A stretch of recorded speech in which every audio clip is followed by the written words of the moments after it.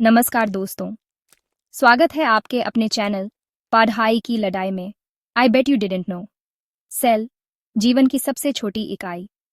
ये सभी जीवित प्राणियों में पाई जाती हैं और इनका अपना एक विशेष काम होता है। कोशिकाओं के बिना जीवन असंभव है। और सब्सक्राइब करना ना भूलें। सेल में बहुत सारे पार्ट्स होते हैं और हर पार्ट का अपना काम होता है।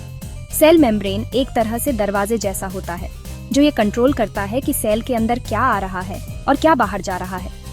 ये एक तरह का छन्नी होता है जो सेल के अंदर के माहौल को सही रखता है। न्यूक्लियस, जिसे सेल का कंट्रोल सेंटर भी कहते हैं, उसमें सेल का जेनेटिक मटेरियल होता है।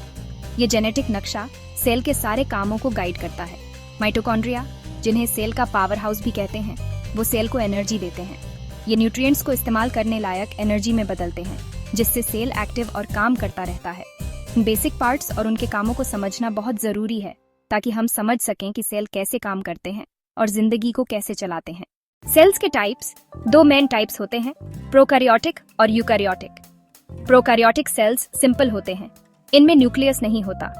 यूकैरियोटिक सेल्स कॉम्प्लेक्स होते हैं, इनमें न्यूक्लियस और दूसरे ऑर्गेनेल्स होते हैं। Slide pause to emphasize transition. Prokaryotic cells जैसे बैक्टीरिया अक्सर सिंगल सेल्ड ऑर्गेनिजम्स होते हैं।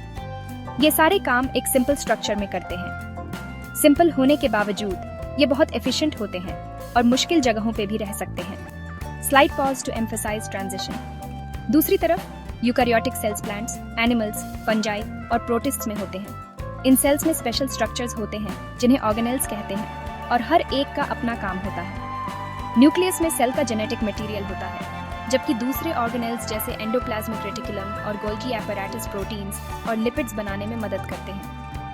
प्रोकैरियोटिक और यूकैरियोटिक सेल्स के बीच के डिफरेंस को समझने से हमें धरती पे लाइफ की कम्प्लेक्सिटी और डाइवर्सिटी समझ आती है। Slide pause to conclude. Cells की दुनिया के बारे में और जानने के लिए हमारे साथ बने रहें। अब जब हमने डिफरेंट टाइप्स के सेल्स के बारे में जान लिया है, तो चलिए सेल डिवीजन के अमेजिंग प्रोसेस को समझते हैं। सेल्स डिवाइड होकर अपने जैसे नए सेल्स बनाते हैं। यह प्रोसेस किसी भी जीव के ग्रोथ, हीलिंग और रिप्रोडक्शन के लिए बहुत जरूरी होता है। सेल डिवीजन दो तरह का होता है, माइटोसिस और मेयोसिस। माइटोसिस में एक सेल डिवाइड होकर दो एकदम सेम नए सेल्स बनाता है। यह प्रोसेस किसी भी जीव के ग्रोथ और उसके टिश्यूज को रिपेयर करने के लिए बहुत जरूरी है। हर नए सेल को पुराने सेल का पूरा जेनेटिक मटेरियल मिलता है, जिससे नए सेल्स भी बिल्कुल पुराने सेल की तरह काम कर पाते हैं। वहीं दूसरी तरफ मेयोसिस एक स्पेशल टाइप का सेल डिवीजन है, जिसमें 4 नए सेल्स बनते हैं और सभी के जीन्स अलग अलग होते हैं। यह प्रोसेस सेक्सुअल रिप्रोडक्शन के लिए बहुत जरूरी है, क्योंकि इससे गेमेटीज बनते हैं, जानवरों में स्पर्म और एग सेल्स और पौधों में पॉलन और ओव्यूल। मेयोसिस की वजह से ही जीन्स में वेरिएशंस आते हैं, जो किसी भी जीव को चेंजिंग एनवायरनमेंट में अडेप्ट होने और इवॉल्व होने में मदद करते हैं। सेल डिवीजन को समझने से हमें न सिर्फ लाइफ की कम्प्लेक्सिटी का पता चलता है, बल्कि यह भी पता चलता है कि किसी भी जीव का सर्वाइवल के लिए कितनी अमेजिंग व्यवस्था और प्रिसिजन की जरूरत होती है। हमारे साथ बने रहिए जब हम सेल्यूलर प्रोसेसेस के सीक्रेट्स को और भी एक्सप्लोर करते हैं और देखते हैं कि यह हमारी लाइफ को कैसे अफेक्ट करते हैं। ऑर्गेनिजम्स में, जिनमें बहुत सारे सेल्स होते हैं, सेल्स अलग अलग वर्क करने के लिए स्पेशलाइज होते हैं। इसे सेल स्पेशलाइजेशन कहते हैं। इस कमाल की एडेप्टेशन से कॉम्प्लेक्स लाइफ फॉर्म्स अच्छे से फंक्शन कर पाते हैं और एनवायरनमेंट में थ्राइव करते हैं। जैसे मसल सेल्स ले लो, ये सेल्स कंट्रैक्शन के लिए स्पेशली डिजाइंड हैं। इनकी लॉन्ग फाइब्रस स्ट्रक्चर और ढेर सारे मिटोकॉन्ड्रिया इन्हें मूवमेंट के लिए एनर्जी जनरेट करने में मदद करते हैं, चाहे वो हार्ट बीट हो या बाइसेप फ्लेक्स करना। दूसरी तरफ नर्व सेल्स या न्यूरॉन्स सिग्नल्स ट्रांसमिट करने के लिए स्पेशलाइज्ड हैं। इनका इलोंगेटेड शेप, डेंड्राइट्स और एक्सन्स बॉडी में लॉन्ग डिस्टेंसेस तक इलेक्ट्रिकल इम्पल्सेस क्विकली ट्रांसमिट करने में मदद करते हैं। इस इंट्रिकेट कम्युनिकेशन नेटवर्क से हम स्टिमुली पे रिएक्ट कर पाते हैं, सोच पाते हैं और फील कर पाते हैं। लेकिन कमाल यहीं खत्म नहीं होता। रेड ब्लड सेल्स देखो, जो ऑक्सीजन ट्रांसपोर्ट करने के लिए स्पेशलाइज्ड हैं। इनका बिकॉन्केव शेप ऑक्सीजन एक्सचेंज के लिए सरफेस एरिया बढ़ाता है और हीमोग्लोबिन की वजह से ये प्योर बॉडी में ऑक्सीजन एफिशिएंटली कैरी कर पाते हैं। हर टाइप का स्पेशलाइज्ड सेल ऑर्गेनिज्म की ओवरऑल हेल्थ और फंक्शनैलिटी मेंटेन करने में इंपॉर्टेंट रोल प्ले करता है। ये स्पेशलाइजेशन इंश्योर करता है कि हर सिस्टम, सर्कुलेटरी से लेकर नर्वस सिस्टम तक स्मूथली वर्क करे। सेल स्पेशलाइजेशन समझने से न सिर्फ लाइफ की कम्प्लेक्सिटी और एफिशिएंसी पता चलती है, बल्कि सर्वाइवल के लिए एसेंशियल इनक्रेडिबल एडेप्टेबिलिटी और प्रिसीजन का भी पता चलता है। जैसे जैसे हम सेल्यूलर प्रोसेसेस के मिस्ट्रीज को सॉल्व जाते हैं, वैसे वैसे ह्यूमन डीपर इनसाइट्स मिलते जाते हैं कि लाइफ अपने सभी फॉर्म्स में कैसे प्रॉस्पर करती है। गैप 2S हमारे साथ बने रहें, क्योंकि हम सेल्स की वंडरस वर्ल्ड में और आगे जाएंगे और एक्सप्लोर करेंगे कि ये माइक्रोस्कोपिक पावर हाउसेस हमारी एग्जिस्टेंस को कैसे शेप करते हैं। सेल्स आपस में केमिकल सिग्नल्स के थ्रू बातें करती हैं। ये बातचीत बॉडी में सब कुछ ठीक से चलान और बैलेंस बनाने के लिए बहुत एसेंशियल होती है। जरा सोचो, एक ऐसा सिटी जहां हर इंसान को ये पता होना चाहिए कि कब उठना है, कब वर्क करना है, कब खाना है और कब सोना है। ठीक वैसे ही हमारी सेल्स को भी हर समय एक दूसरे से इंफॉर्मेशन शेयर करनी पड़ती है ताकि हमारा बॉडी बिल्कुल सही तरीके से वर्क करता रहे। केमिकल सिग्नल्स एक्चुअली मैसेजेस की तरह होते हैं और ये मैसेजेस सिग्नलिंग मॉलिक्यूल्स नाम के ड्यूटन द्वारा पहुंचाए जाते हैं। ये मॉलिक्यूल्स सेल्स के बीच की जगह में घूमते हैं और दूसरी सेल्स पर मौजूद रिसेप्टर से जुड़ जाते हैं। इससे उस सेल के अंदर कई तरह की रिएक्शंस शुरू हो जाती हैं। जैसे जब आपको भूख लगती है तो आपके पेट की सेल्स ग्रेलिन नाम का हार्मोन छोड़ती हैं। ये हार्मोन दिमाग तक जाता है और बताता है कि खाना खाने का समय हो गया है। एक और एग्जाम्पल है हमारे बॉडी का इम्यूनिटी। जब कोई बीमारी पैदा करने वाला हमारे शरीर में घुस आता है तो इम्यूनिटी सेल्स सिटोकिनेज नाम के केमिकल्स छोड़ती हैं।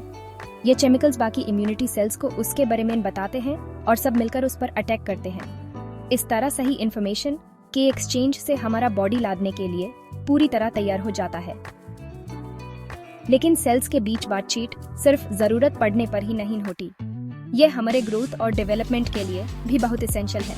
जब बेबी माँ के पेट में होता है तब सेल्स एक दूसरे से बात करके ये डिसाइड करती हैं कि उन्हें कहाँ रहना है और क्या वर्क करना है।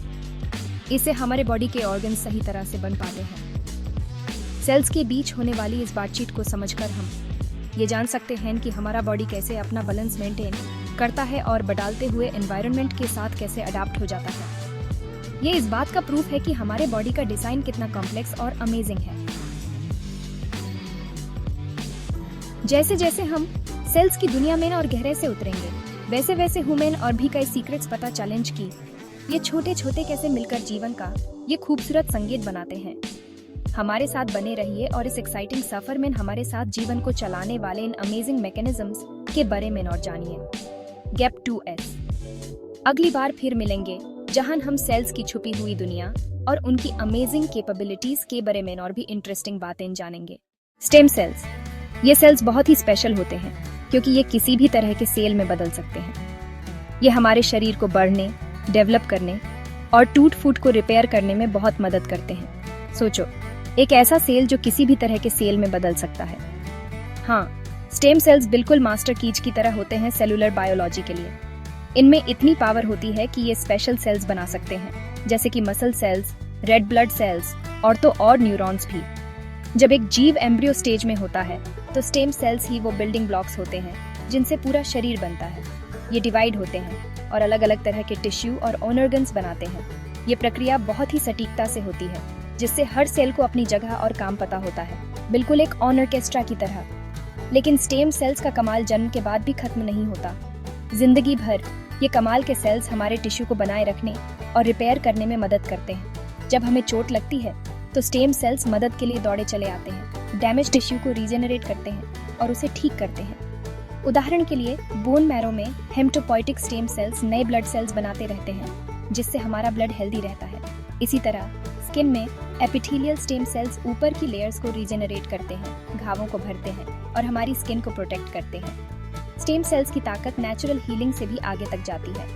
मेडिकल साइंस में रिसर्चर्स इनकी पावर का इस्तेमाल करके जबरदस्त इलाज बना रहे हैं। हार्ट अटैक के बाद खराब हुए हार्ट टिश्यू को ठीक करने से लेकर डायबिटीज के मरीजों के लिए इंसुलिन बनाने वाले सेल्स बनाने तक संभावनाएं बहुत बड़ी हैं। स्टेम सेल्स को समझकर वैज्ञानिकों को उम्मीद है कि वो कई बीमारियों के लिए नए इलाज खोज पाएंगे, जिससे बहुत से लोगों को उम्मीद मिलेगी। एक सिंपल सेल से एक स्पेशल सेल तक का स्टेम सेल्स का सफर जीवन के अद्भुत डिजाइन को दिखाता है। जैसे जैसे हम स्टेम सेल्स के बारे में और जानेंगे, हम अपने अंदर छिपी हुई ताकत को और समझ पाएंगे। ये छोटे छोटे पावर हाउस हमें याद दिलाते हैं कि हमारा शरीर कितना ताकतवर है। हमारे साथ बने रहिए क्योंकि हम जीवन के बारे में और भी बहुत कुछ जानने वाले हैं।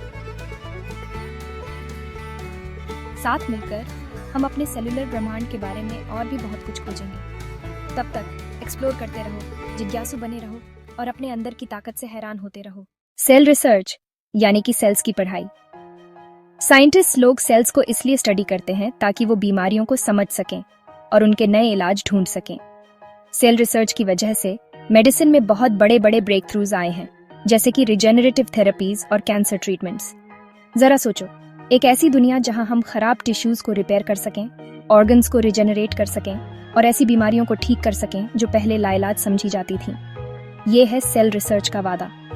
उस माइक्रोस्कोपिक दुनिया में जाकर साइंटिस्ट लोग ये राज खोल रहे हैं कि सेल्स कैसे काम करते हैं, आपस में कैसे बातचीत करते हैं और कैसे इवॉल्व होते हैं। सेल रिसर्च का सबसे एक्साइटिंग एरिया है रिजेनरेटिव मेडिसिन। स्टेम सेल्स को बहुत ध्यान से स्टडी करके रिसर्चर्स ऐसे तरीके ढूंढ रहे हैं जिनसे हार्ट अटैक के बाद डैमेज्ड हार्ट टिश्यू को रिजेनरेट किया जा सके, बर्न विक्टिम्स के लिए नई स्किन उगाई जा सके और अंधे लोगों को उनकी आंखों की रोशनी वापस मिल सके। ये एडवांसमेंट्स सिर्फ सपने नहीं हैं, ये हकीकत बन रहे हैं क्योंकि सेल बायोलॉजी में नॉलेज और इनोवेशन की लगातार कोशिशें हो रही हैं।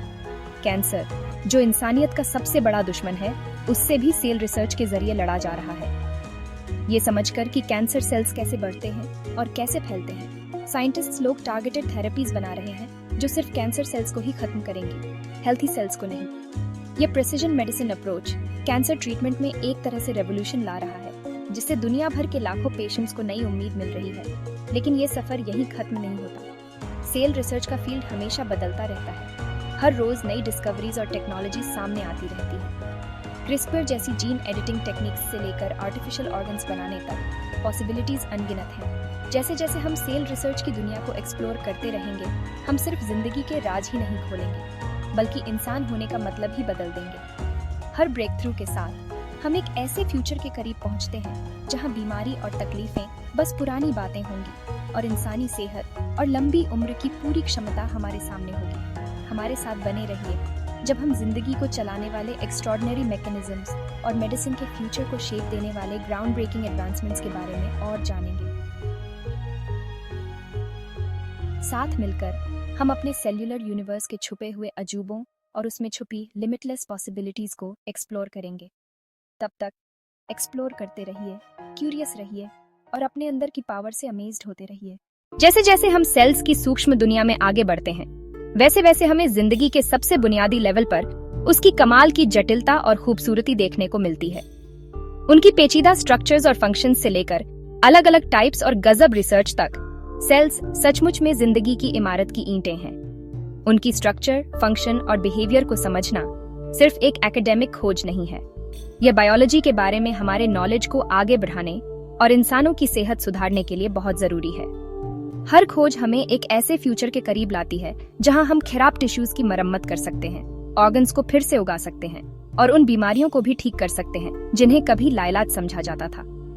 एक ऐसी दुनिया की कल्पना करो जहां हार्ट अटैक के शिकार मरीज अपने दिल के पूरे काम को फिर से पा सकें, जहां जलने वाले मरीज नई त्वचा उगा सकें और जहां अंधे फिर से देख सकें। यह सेल रिसर्च का वादा है। यह फ्यूचर दुनिया भर के साइंटिस्ट्स की लगातार जिज्ञासा और नवाचार से आकार ले रहा है। लेकिन यह तो बस शुरुआत है। सेल रिसर्च का फील्ड लगातार डेवलप हो रहा है। हर दिन नई खोजें और टेक्नोलॉजी सामने आ रही हैं। CRISPR जैसी जीन एडिटिंग टेक्निक्स से लेकर आर्टिफिशियल अंगों के निर्माण तक संभावनाएं अनंत हैं। जैसे जैसे हम सेल्युलर ब्रह्मांड का पता लगाना जारी रखते हैं, हम न केवल जिंदगी के रहस्यों को उजागर करते हैं, बल्कि इंसान होने का मतलब भी फिर से परिभाषित करते हैं। हर सक्सेस हमें एक ऐसी दुनिया के करीब लाती है जहां बीमारी और तकलीफें अतीत की बातें हैं और जहां इंसान की सेहत और लंबी उम्र की पूरी क्षमता का एहसास होता है। हमारे साथ बने रहें क्योंकि अब हम उन गजब तरीकों के बारे में और गहराई से जानेंगे जो जिंदगी को चलाती हैं, और मेडिसिन के फ्यूचर को आकार देने वाली कमाल की प्रोग्रेस के बारे में भी। साथ मिलकर हम अपने सेल्युलर ब्रह्मांड के छिपे हुए अजूबों और इसकी बेपनाह संभावनाओं का पता लगाएंगे। तब तक एक्सप्लोर करते रहें, क्यूरियस रहें और अपने अंदर की पावर से अमेज्ड होते रहें, और सब्सक्राइब करना ना भूलें।